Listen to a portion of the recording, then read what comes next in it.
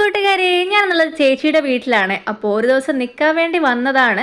അപ്പോൾ രാത്രി വന്നതുകൊണ്ട് അവിടെ കഴിക്കാനായിട്ട് നല്ല കുഴിമന്തി ആയിരുന്നേ ചേച്ചി ഓർഡർ ചെയ്ത്.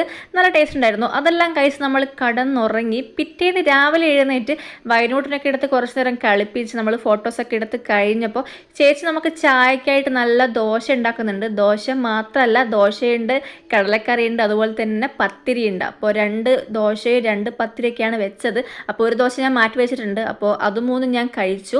അപ്പോൾ അതെല്ലാം കഴിഞ്ഞപ്പോൾ സാൻവിൻ്റെ കൂടെ കുറച്ച് നേരം കളിക്കുകയൊക്കെ ചെയ്തപ്പോൾ പിന്നെ ഏട്ടൻ കുറച്ച് ബീഫ് ഉണ്ടുണ്ടായിരുന്നു, നല്ല ബീഫ്.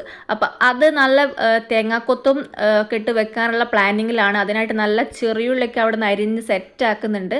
അപ്പോൾ അവിടെയാണെങ്കിൽ ഇന്ന് മുറ്റത്തിൻ്റെ പണിക്കാരുണ്ട്. അപ്പോൾ അവർക്ക് നല്ല പൂളയും അതുപോലെ തന്നെ കിളിമീൻ എന്നും പറയും, അതുപോലെ തന്നെ കോരാന്നും പറയും. ഞങ്ങൾ കോരാന്നാണ് പറയാറ്.